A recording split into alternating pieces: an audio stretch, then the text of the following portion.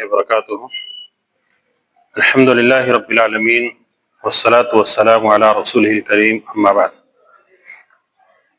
فاعوذ باللہ السمیع العلیم من الشیطان الرجیم بسم اللہ الرحمن الرحیم والعصر ان الانسان لفی خسر الا الذین آمنوا وعملوا الصالحات وتواصوا بالحق وتواصوا بالصبر۔ الحمدللہ ہم اور آپ یہاں پر ایک خاص مقصد کے لیے بیٹھے ہوئے ہیں، جس میں عقیدے کی بات انشاءاللہ ہوگی، اور عقیدے کے تعلق سے جو بنیادی باتیں ہیں اور انشاءاللہ اس میں تفصیل بھی آئیں گے، لیکن اس پر زیادہ زور دیا جائے گا اور کوشش یہ کی جائے گی کہ آسان لفظوں میں آپ تک یہ باتیں پہنچائی جائے تاکہ سمجھ کر کے انشاءاللہ اس پر عمل کیا جا سکے۔ ایک انسان کی سب سے بڑی دولت اور پونجی ہدایت ہے، دین اسلام ہے، اور دین اسلام کی جو بنیاد ہے انہی بنیاد کو سب سے پہلے انشاءاللہ ہم اور آپ شروع کرنے والے ہیں، اور ایک کتاب سے انشاءاللہ ہم یہ شروع کرنے جا رہے ہیں، اور وہ معروف و مشہور کتاب ہے الاصول الثلاثہ، یعنی دین کی تین بنیادی باتیں۔ یہ تین کی تین بنیادی باتیں سے انشاءاللہ ہم اور آپ شروع کریں گے اس کتاب کو۔ آج سب سے پہلے ہم جاننا چاہیں گے کہ الاصول الثلاثہ، اس کتاب کے مؤلف، لکھنے والے، رائٹر کون ہیں؟ سب سے پہلے اس کو جاننے کی کوشش کریں گے، اور وہ ہیں محمد بن عبد الوہاب بن سلیمان بن علی التمیمی۔ محمد بن عبد الوہاب بن سلیمان بن علی التمیمی۔ ان کی پیدائش 1115 ہجری میں شہر عینہ میں ہوئی ہے۔ سعودی عرب میں ایک شہر ہے، ایک علاقے کا نام تھا شہر عینہ، تو اس عینہ جگہ پر ان کی ولادت ہوئی، ان کی پیدائش ہوئی، ان کا جنم ہوا، جو 1115 ہجری ہے۔ آج کتنی ہجری ہے؟ آج ہے 1447 ہجری چل رہے ہیں، اور یہ 7 رجب ہے۔ آج عربی مہینے کی جو تاریخ ہے وہ 7 رجب 1447 ہے۔ تو یہ 1115 ہجری میں ان کی ولادت ہوئی۔ 10 سال کی عمر میں انہوں نے قرآن مجید حفظ کر لیا۔ 10 سال کی عمر میں پورے قرآن مجید انہوں نے حفظ کر لیا، اور ان کی ابتدائی تعلیمات جو ہوئی ان کے گھر ہی سے ہوئی، چونکہ ان کے والد اور اسی طرح سے ان کے دادا وغیرہ یہ بڑے علماء میں شمار ہوتے تھے، علمی گھرانے سے تعلق رکھتے تھے، اور ان کی تربیت بھی اچھی ہوئی۔ اللہ تعالیٰ نے خود ان کو بڑی ذہانت دی تھی۔ ذہانت مطلب ذہین تھے، اس قدر تھے کہ کوئی چیز اگر اچھے انداز سے وہ پڑھ لیے تو ان کو یاد ہو جاتے تھے، بہت ساری چیزوں کو اکٹھا کر لیتے تھے، ازبر کر لیتے تھے، اور اپنے آپ کو انہوں نے دین کے لیے وقف کر رکھا تھا، اور علم سیکھنے کے لیے اپنے شہر کو چھوڑ کر کے دوسرے شہر بھی گئے، خاص کر کے مکہ اور مدینہ۔ کئی دفعہ ان کو جانے کا اتفاق ہوا صرف علم سیکھنے کے لیے۔ اس کے علاوہ اور بھی کئی شہریں ہیں جہاں پر وہ برابر جاتے رہے، اور اس وقت کے جو علماء تھے بڑے بڑے، ان سے استفادہ کرتے رہے، علم سیکھتے رہے۔ اور آپ ان کا اندازہ لگا سکتے ہیں کہ 20 سال کی عمر میں اپنے شہر کے بہترین عالم کی حیثیت سے دیکھا جانے لگا۔ یعنی 20 سال جب ان کی عمر ہوئی تو اپنے شہر کے بڑے علماء میں سے ان کا شمار ہونے لگا۔ آج دیکھیں ہماری عمر کتنی ہو گئی، اور علم کتنے ہم نے سیکھا ہے، دین کو کتنا لیا ہے۔ اندازہ لگا سکتے ہیں کہ 20 سال کی عمر میں اپنے شہر کے جو بہترین عالم ہوتے ہیں ان میں ان کا شمار ہونے لگا۔ اس قدر لگن سے، دلچسپی سے انہوں نے قرآن و حدیث کے علم میں سیکھا اور یاد کرنے کی انہوں نے کوشش کی۔ 12ویں صدی ہجری کے مجددین میں شمار کیے جاتے ہیں۔ مجددین کا مطلب سمجھتے ہیں؟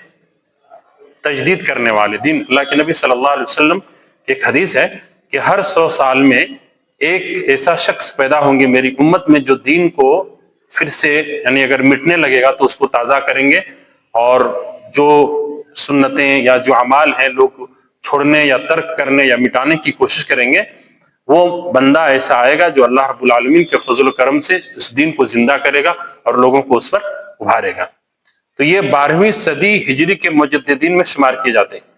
یعنی ہر صدی میں جسے کہا گیا نا، تو پہلے صدی میں، دوسرے صدی میں، پہلے صدی میں تقریباً جو کہا جاتا ہے حضرت عمر بن عبد العزیز رحمۃ اللہ علیہ، عمر بن عبد العزیز رحمۃ اللہ علیہ جو عمر فاروق رضی اللہ عنہ کے نواسے ہیں، انہوں نے، کیونکہ اس زمانے میں بہت ساری خرابیاں آ گئی تھی، لیکن جب ان کی حکومت اور خلافت آئی تو لوگوں میں دین کی تعلیمات اس قدر عام کیے، کتاب و سنت کو سیکھنے کا جذبہ ان لوگوں کے اندر ایسے پیدا کیے کہ ہر انسان سیکھنے کی کوشش کرنے لگے. چونکہ بادشاہ جس راستے پر چلتے ہیں رعایا بھی اسی راستے پر چلتے ہیں.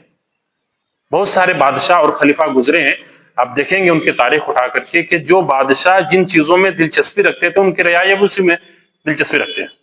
ایسا بھی بادشاہ گزرے ہیں جن کو بلڈنگ بنانے کی بہت شوق تھے، محل بنانے کے بڑے شوق تھے، تو ان کے رعایا کے اندر بھی یہ شوق پیدا کیا ہمارے بادشاہ بنائے، ہمارا بھی ایک بلڈنگ ہونا چاہیے، ہماری بھی ایک بلڈنگ ہونی چاہیے، ہماری بھی ایک عمارت ہونی چاہیے، ہمارا بھی ایک بنگلہ ہونا چاہیے، اور اسی میں لوگ کمپٹیشن کرتے تھے.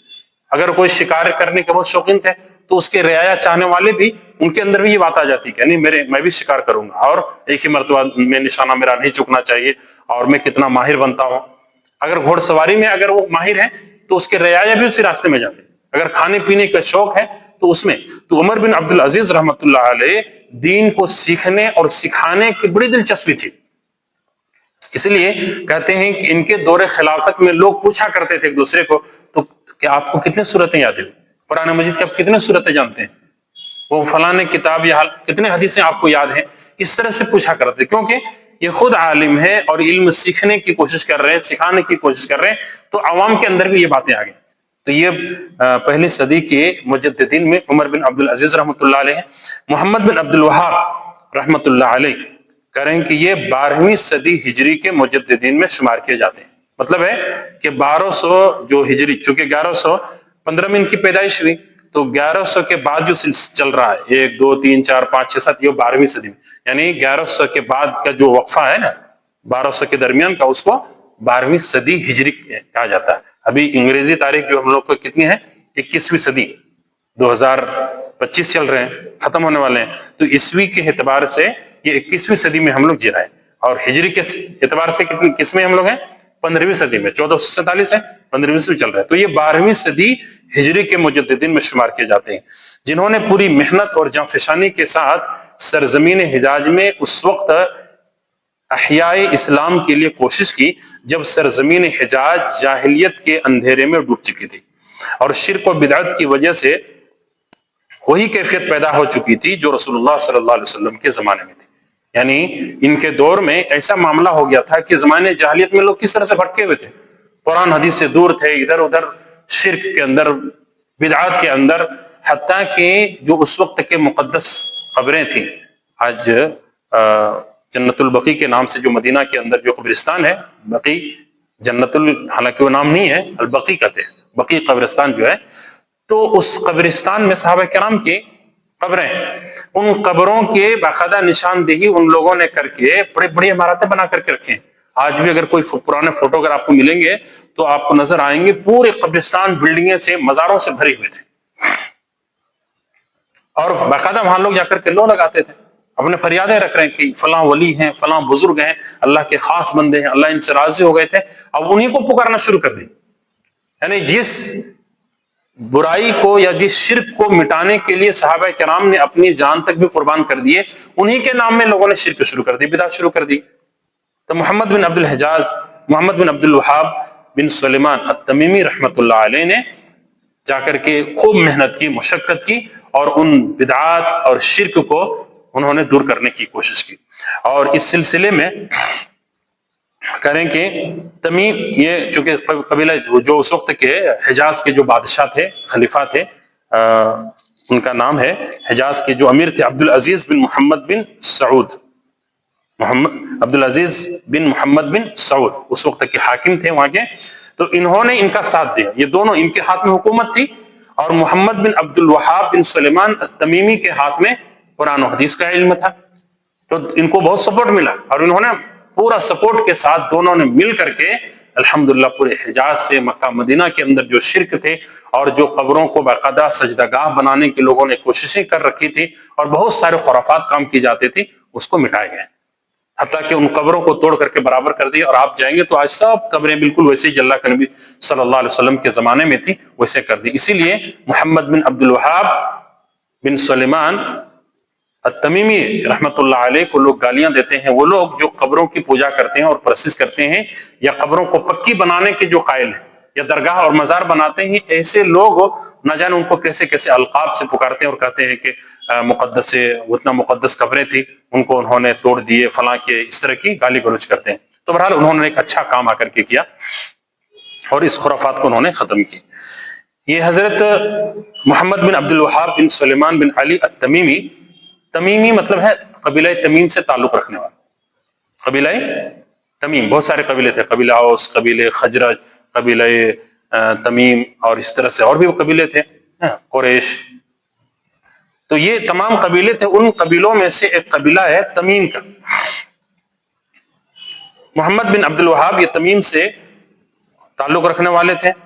حضرت ابو ہریرہ رضی اللہ عنہ بیان کرتے ہیں کہ میں اس وقت سے ہمیشہ بنو تمیم سے محبت رکھتا ہوں جب سے نبی کریم صلی اللہ علیہ وسلم کی زبانی ان کی 3 خوبیاں میں نے سنی ہیں.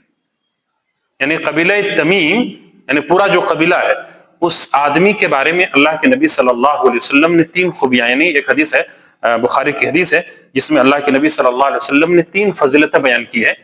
تو کہہ رہے ہیں کہ وہ جب سے میں نے سنی ہے وہ باتیں، تب سے اس قبیلے سے میں نے محبت کرنا شروع کر دی ہے اور ہمیشہ میں محبت رکھتا ہوں.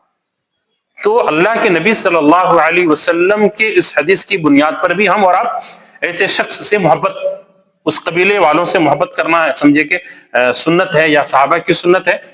اور پھر اتنے بڑا کام انجام دیا، کتاب و سنت اور اصل توحید ہے اس کو لوگوں میں عام کیا، اور اللہ کے فضل و کرم سے اس معاشرے میں جو شرک اور بدعات پائے جاتے تھے ان کو ختم کیے یا ختم کرنے کی پوری کوششیں کی. تو ایسے شخص سے تو ظاہر سی بات ہے کہ ہم اور آپ محبت ہی کریں گے، اور ایک ایمان والا اس کو محبت کی نگاہ سے ہی دیکھیں گے.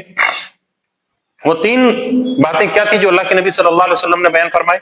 کہتے ہیں پہلی بات یہ تھی کہ آپ صلی اللہ علیہ وسلم نے فرمایا بنو تمیم دجال کے حق میں میری امت کے سب سے زیادہ سخت لوگ ثابت ہوں گے. یعنی قیامت کے قریب میں جو دجال کا فتنہ جب ظاہر ہوگا، دجال آئے گا، تو بہت سارے لوگ اس کے فتنے میں مبتلا ہو جائیں گے اور مقابلہ نہیں کر پائیں گے. بہت سارے کریں گے، عیسیٰ علیہ السلام آئیں گے اور مومنین بھی ان کا ساتھ دیں گے، لیکن سارے لوگوں میں سب سے زیادہ سخت اگر بھاری پڑنے والے لوگ ہوں گے دجال کے مقابلے میں، تو کون لوگ ہوں گے؟ تمیم کے، قبیلہ تمیم کے لوگ ہوں گے. اللہ کے نبی صلی اللہ علیہ وسلم نے ان کے ایمان، ان کے عمل اور ان کے دعوت کی وجہ سے یہ خوشخبری سنائی ہے. یعنی ان کے ایمان اس قدر مضبوط، عمل کرنے میں اس قدر وہ مضبوط تھے اور بہتر عمل کرتے تھے، اور اسی طرح سے ان باتوں کو دوسروں تک پہنچانے کی جو کوشش کرتے تھے جس کی بنیاد پر اللہ کے نبی صلی اللہ علیہ وسلم نے یہ بشارت سنائی. اور دوسری بات یہ ہے کہ بنو تمیم کی ایک قیدی خاتون حضرت عائشہ رضی اللہ عنہا کے پاس تھی، تو آپ صلی اللہ علیہ وسلم نے فرمایا کہ انہیں آزاد کر دو کیونکہ یہ اسماعیل علیہ السلام کی اولاد میں سے ہے. یعنی بنی تمیم کے ایک خاتون قیدی جو قید کر کے لائے جاتے ہیں نا، تو خادمہ کی حیثیت سے حضرت عائشہ رضی اللہ عنہا کے پاس تھی. اللہ کے نبی صلی اللہ علیہ وسلم نے فرمایا کہ یہ جو خاتون ہے قبیلہ تمیم کی، اس کو آزاد کر دو. کیوں آزاد کر دو؟ کہا کہ اس لیے کہ یہ اسماعیل علیہ السلام کی اولاد میں سے ہیں، اور ہمارے نبی صلی اللہ علیہ وسلم بھی اسماعیل علیہ السلام کی اولاد میں سے ہیں، یعنی ہمارے ہی باپ دادا کے قبیلے اور خاندان میں سے ہیں، اس لیے ان کو آزاد کر دو. پتہ یہ چلا کہ قبیلہ تمیم یا بنو تمیم کے جو لوگ تھے یہ اسماعیل علیہ السلام کی نسل سے تھے، جو پیارے نبی صلی اللہ علیہ وسلم کی بھی وہی نسل ہے. تو یہ دوسری فضیلت ہے. اور تیسری فضیلت یہ ہے کہ بنو تمیم کے یہاں سے زکوٰۃ وصول ہو کر آئی. یعنی زکوٰۃ کا مال جب اللہ کے نبی صلی اللہ علیہ وسلم لاتے تھے، فلاں قبیلے سے لاؤ، فلاں قبیلے سے لاؤ، تو بنو تمیم کے یہاں لوگ بھی گئے وصول کرنے والے. اور جب زکوٰۃ کا مال آیا تو اللہ کے نبی صلی اللہ علیہ وسلم نے فرمایا کہ یہ میری قوم کی زکوٰۃ ہے. سمجھ میں آئی بات؟ حالانکہ نبی کی قوم باقی اور لوگ بھی تھے، لیکن خصوصیت کے ساتھ اللہ کے نبی صلی اللہ علیہ وسلم نے قبیلہ تمیم کو اپنی قوم قرار دیا کہ یہ میری قوم کے لوگ ہیں، یہ زکوٰۃ کا مال رکھ دو، یا یہ زکوٰۃ کا مال ہے. یعنی آپ صلی اللہ علیہ وسلم خوشی کا اظہار کیا. تو یہ آپ صلی اللہ علیہ وسلم کی جو اپنائیت تھی، یا آپ صلی اللہ علیہ وسلم کے ساتھ جو ان کا تعلق تھا، اس کی بنیاد پر ان کی فضیلت ثابت ہوتی ہے اور اس سے محبت کرنا چاہیے. اور اسی قبیلے سے تعلق رکھنے والے محمد بن عبد الوہاب بن سلیمان بن علی التمیمی رحمۃ اللہ علیہ. یہاں پر دیکھیں کہ اس کتاب کو جس میں ہم اور آپ پڑھنے جا رہے ہیں توحید اصول ثلاثہ ہے. علم توحید سیکھنا ضروری ہے، علم توحید سیکھنا ضروری اور لازم ہے. ہم جب قرآن مجید کے تعلق سے پڑھتے ہیں تو یہ جانتے ہیں کہ پیارے نبی صلی اللہ علیہ وسلم پر سب سے پہلی جو آیت اتری تھی وہ کون سی آیت تھی؟ ہاں کون سے تھے؟ اقرأ بسم ربک الذی خلق. تو اس آیت میں یہ توحیدی کا بیان ہے، توحید کا علم کے بارے میں ہے. یاد رکھیے بہت سارے لوگ اقرا لفظ کا پڑھو اور اس سے استدلال کرتے ہوئے کہتے ہیں کہ کوئی بھی ہے، یعنی اس سے استدلال کرتے ہوئے کہتے ہیں کہ پہلا لفظ جو نازل ہوا ہے اقرا پڑھو، کوئی بھی پڑھائی پڑھو، پڑھنا چاہیے، مسلمانوں کو آگے بڑھنا چاہیے. اس طرح کی باتیں کرتے ہیں جو غلط فہمی ہے. صرف اقرا نہیں، اقرا بسم ربک الذی ہے کہ پڑھو اپنے اس رب کے نام سے جس نے پیدا کیا. یعنی تعلیم کو اللہ سے جوڑ دیا گیا. یعنی تعلیم کون سی تعلیم کے بارے میں یہاں ذکر ہو رہی؟ یہ دین اور شریعت اللہ رب العالمین کی طرف سے جو ہمیں علم دیا گیا ہے اس علم کو سیکھنے کی بات کہی جا رہی ہے. تو علم حاصل کرنا یعنی اللہ کے تعلق سے، اس اللہ کے تعلق سے جس نے انسان کو پیدا کیا، یعنی اللہ کے بارے میں علم حاصل کرنا یہ ضروری ہے. اور اسی کی تعلیم سب سے پہلے ہمیں اور آپ کو دی گئی ہے. اور سب سے بہترین علم اور سب سے بہترین تعلیم جو ہے وہ ہے توحید کی تعلیم، اللہ کے بارے میں جاننا. اور اسی سلسلے میں انشاءاللہ ہم اور آپ پڑھنے جائیں گے. یہاں پر ایک اور چیز ہے کہ اللہ تعالیٰ نے اپنے بارے میں اللہ کی جو صفات ہیں، اللہ تعالیٰ کی جو افعال ہیں، اللہ رب العالمین کی جو الوہیت کے تعلق سے جو عبادتیں ہیں، ان تمام چیزوں کو اللہ تعالیٰ نے بتایا، اپنے نبی کو بتایا. اور اس علم کو اگر ہم اور آپ سیکھنا چاہیں تو نبی کے ذریعے ہی سیکھ سکتے ہیں. اپنے سے اگر اللہ رب العالمین اگر جانتا کہ دیکھو عرب والے قرآن جانتے تھے، یعنی عربی زبان جانتے تھے، وہ اگر چاہتے تو اللہ رب العالمین قرآن کو بھیج دیتا اور کہتا کہ لو تم لوگ پڑھ لو اور اپنے سے ہدایت پا جاؤ. لیکن ایسا نہیں، بلکہ قرآن کے ساتھ ساتھ اس ہدایت کے ساتھ ساتھ اللہ تعالیٰ نے نبی رسول آخری نبی جناب محمد رسول اللہ صلی اللہ علیہ وسلم کو بھی مبعوث فرمایا. کیوں؟ تاکہ اس علم کو لوگوں کو سکھائے، صحیح تعلیم دے، صحیح معنی اور مفہوم بتائے جو اللہ رب العالمین نے بتایا، جو اللہ کا مقصود تھا، جو اللہ تعالیٰ نے سمجھانا چاہا، جو مرادیں تھی، وہ باتیں اللہ کے نبی صلی اللہ علیہ وسلم تشریح کرتے تھے. تو اللہ رب العالمین کے تعلق سے علم حاصل کرنا اور اللہ کے نبی صلی اللہ علیہ وسلم کے بارے میں بھی جاننا ضروری ہے. کیونکہ اگر ہم نبی صلی اللہ علیہ وسلم کو نہیں پہچانیں گے، نبی صلی اللہ علیہ وسلم کی باتوں پر اگر ہم ایمان نہیں رکھیں گے تو پھر اللہ کے بارے میں علم ہم سیکھ ہی نہیں پائیں گے. اس لیے اللہ کے نبی صلی اللہ علیہ وسلم جو بھی بتلائیں گے باتیں، ان باتوں پر ایمان رکھنا، اس کو اپنانا، قبول کرنا یہ ضروری ہے. تبھی جا کر کے ہم اس علم کو حاصل کر سکیں گے جب اللہ کے نبی صلی اللہ علیہ وسلم پر ایمان لائیں گے. اور اسی طرح سے اللہ تعالیٰ نے جو پیغام بھیجا اپنے نبی کو، اللہ تعالیٰ نے اپنے نبی کو جبریل امین علیہ الصلوۃ والسلام کے ذریعے قرآن نازل کیا. اور قرآن کے ساتھ ساتھ اور کیا تھی؟ حدیثیں تھیں. تو یہ پیغام تھا پیارے نبی صلی اللہ علیہ وسلم کو دیا، اور آپ صلی اللہ علیہ وسلم کو یہ حکم دیا گیا تھا کہ اس پیغام کو آپ امت تک پہنچائیں، دنیا کے کونے کونے تک پہنچائیں. تو آپ صلی اللہ علیہ وسلم نے کس کو سب سے پہلے کن کے سامنے پیش کیا؟ صحابہ کرام کے پاس. تو ہمیں اور آپ کو یہ چیز دیکھنے کی ضرورت ہے، جیسے اللہ نے بھیجا، اس علم کو سکھایا تو اللہ کے بارے میں جاننا ضروری ہے. نبی کے پاس بھیجا تو اس نبی کے بارے میں علم حاصل کرنا ضروری ہے. اور جس چیز کو دیا نبی کو وہ چیز کیا ہے؟ دین اسلام ہے. تو وہ دین کو جاننا سیکھنا بہت ضروری اور اہم ہے. یہ تین بنیادی چیزیں ہیں جو یہاں پر ہمیں ذکر کہیں، اللہ کے بارے میں، نبی کے بارے میں اور دین اسلام کے بارے میں. یہی تین چیزیں ہیں جس کو سیکھنے کی اس کتاب میں دعوت دی گئی ہے۔ اور یہاں پر ایک اور چیز رکھیں کہ ان چیزوں کو ہم اور آپ سیکھیں گے اپنے حساب سے، اپنے منمانی نہیں، بلکہ اللہ رب العالمین نے اسلام کو سکھایا نبی کو، اور نبی صلی اللہ علیہ وسلم نے اسلام کو، دین کو، ہدایت کو سکھائی کن کو؟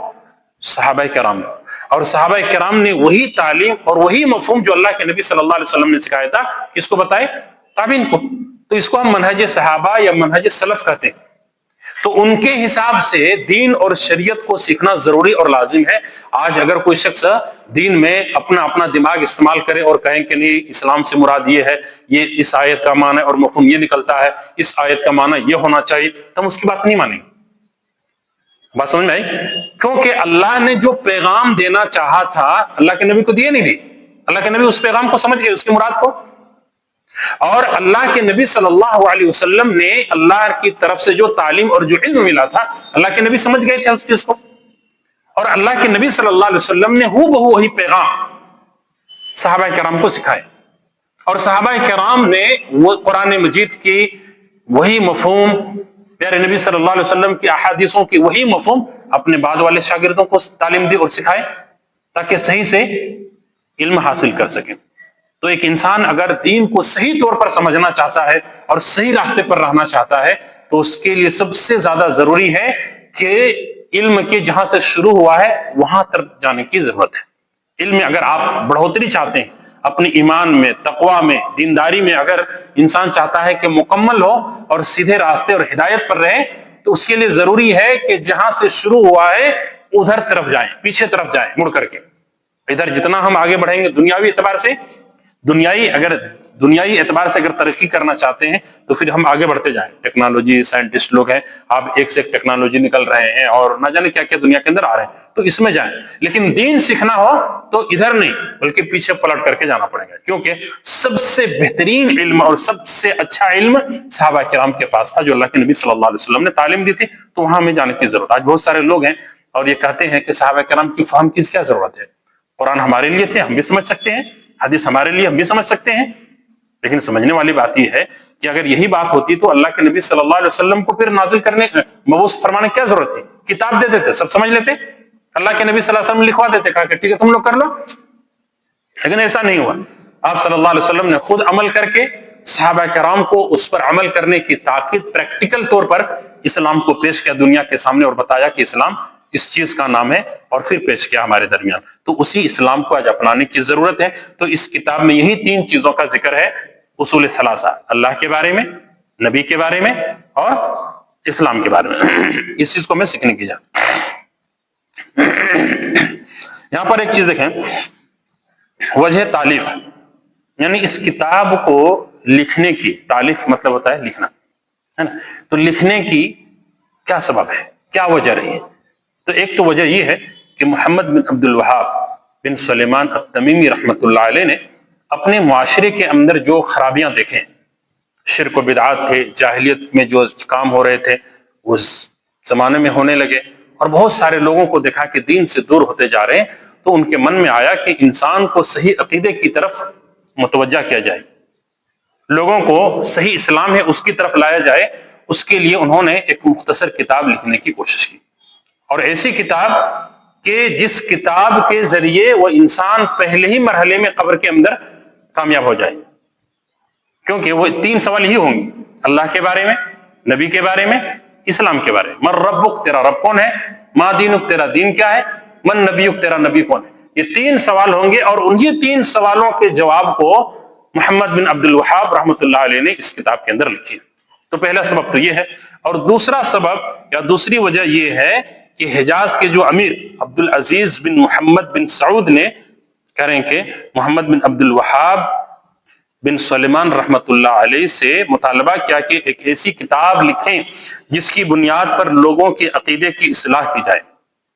یعنی اس امیر بادشاہ جو تھے عبد العزیز بن محمد، انہوں نے ان سے مطالبہ کیا کہ آپ ایک ایسی کتاب لکھ دیجئے جس کی وجہ سے معاشرے کے اندر جو برائیاں پھیلی ہوئی، لوگوں کے عقیدے خراب ہو رہے ہیں، شرک و بدعات میں مبتلا ہے، تو اس کتاب کے ذریعے لوگوں کی اصلاح کی جائے گی، آپ ایسی کتاب لکھ کر کے دیجئے، تاکہ اس کتاب کو پڑھ کر کے لوگ دنیا میں آخرت کے سوال کا جواب تلاش کر سکے اور اس کی تیاری کر سکے، تو محمد بن عبد الوہاب بن سلیمان التمیمی رحمۃ اللہ علیہ نے اس کتاب کو لکھے، اور لکھ کر کے ان کے سامنے جب کریں کہ پیش کیے، تو عبد العزیز بن محمد بن سعود رحمۃ اللہ علیہ نے کریں کہ ہر جگہ یہ پیغام بھیجوا دیا، ان کی حکومت تھی نا، تو ہر جگہ یہ پیغام بھیجوا دیا اور کتابیں ساتھ میں، کہ اس کتاب کو عوام اور خواص میں، یعنی علماء کے اندر بھی اور عام لوگوں کے اندر بھی اس کا درس دیا جائے، اور لوگوں کو پڑھایا جائے، بتایا جائے کہ صحیح اسلام کیا ہے، اللہ کے تعلق سے ہمارا عقیدہ کیا ہونا چاہیے، نبی کے تعلق سے ہمارا عقیدہ کیا ہونا چاہیے، اور دین اسلام کس کو کہتے ہیں، اللہ تعالیٰ نے جو نازل کیا وہ ہے یا ان لوگوں نے اپنی طرف سے بنا لیا ہے وہ چیز ہے۔ تو اس کے تعلق سے انہوں نے یہ پیغام بھیجا اور ہر جگہ یہ درس شروع کر دیا گیا۔ کریں کہ اس وقت کے سعودی عرب کے جو مفتی عام تھے، آج بھی مفتی عام بنتے ہیں، ابھی صالح الفوزان حفظہ اللہ ہیں، اس سے پہلے دوسرے صاحب تھے، تو اس طرح سے سعودی عرب کے اس وقت کے جو مفتی عام محمد بن ابراہیم آل شیخ تھے، محمد بن ابراہیم آل شیخ نے کریں کہ پوری زندگی اس کتاب کا درس دیا۔ جب یہ کتاب لکھی گئی تو ان کے اوپر جب یہ بات آئی، وہاں تک پیش آئے، تو اس وقت کی جو مفتی عام تھے، سعودی عرب کے مفتی تھے، انہوں نے تحیات کریں کہ اس کی کتاب کو درس دیتے رہے اور لوگوں کو سمجھاتے رہے۔ آپ اس کی اندازہ لگا سکتے ہیں کہ کتنا اہم کتاب ہے۔ اسی طرح سے اپنے تلامذہ کو بھی، یعنی اپنے شاگردوں کو بھی برابر وہ نصیحت کرتے رہے، وصیت کرتے رہے کہ یہ کتاب اس قدر اہم ہے کہ تم لوگ بھی اس کو درس میں شامل کرو اور لوگوں کے درمیان اس پیغام کو پھیلاتے رہو، اور لوگ بھی پھیلاتے رہے۔ ابن باز رحمۃ اللہ علیہ، ابھی حال ہی میں ان کا انتقال ہوا کچھ سال پہلے، اپنی زندگی میں کہہ رہے ہیں کہ 50 سے زیادہ مرتبہ درس دیا اس کتاب کا، پڑھا نہیں بلکہ لوگوں کے سامنے 50 مرتبہ سے زیادہ، 50 سے زائد مرتبہ انہوں نے لوگوں کے سامنے اس کتاب کا خلاصہ پیش کیے اور اس کی تشریح لوگوں کے سامنے درس دیا۔ یہ کتاب ریڑھ کی ہڈی کی حیثیت ہے، یاد رکھیں اس کتاب، یہ کتاب جو ہے دین اور شریعت میں کیا حیثیت رکھتی ہے، جیسے انسان کے جسم میں ریڑھ کی جو ہڈی ہے نا، اگر ریڑھ کی ہڈی ٹوٹ جائے تو انسان کھڑا نہیں ہو سکتا، بیٹھ نہیں سکتا ہے، لیٹا رہے گا، اس کی زندگی اجرم بن جائے گی۔ اسی طرح سے کریں کہ شریعت اسلامیہ میں یہ جو 3 باتیں پیش کی گئی اس کتاب میں، تو یہ اس کی ریڑھ کی ہڈی کی حیثیت رکھتی ہے، بہت اہم ہے، ہر شخص کو سیکھنا ضروری اور لازم ہے۔ اس کے بغیر کوئی انسان نہ قبر میں پاس ہو سکتا ہے، کامیاب ہو سکتا ہے، نہ آخرت میں وہ کامیاب ہو سکتا ہے۔ وہ 3 باتیں اس کے اندر پیش کی گئی۔ اس کتاب میں 3 ہی باتیں کیوں ذکر کی گئی؟ سوال آتا ہے، 3 4 بھیج سکتے تھے، 5 یا 2 ہے نا؟ تو کہہ رہے ہیں کہ دیکھیں، چونکہ قبر میں ہر شخص سے سوال جو ہوگا وہ کیا ہوگا؟ 3 سوال ہوگا، 3 ہی سوال ہوگا۔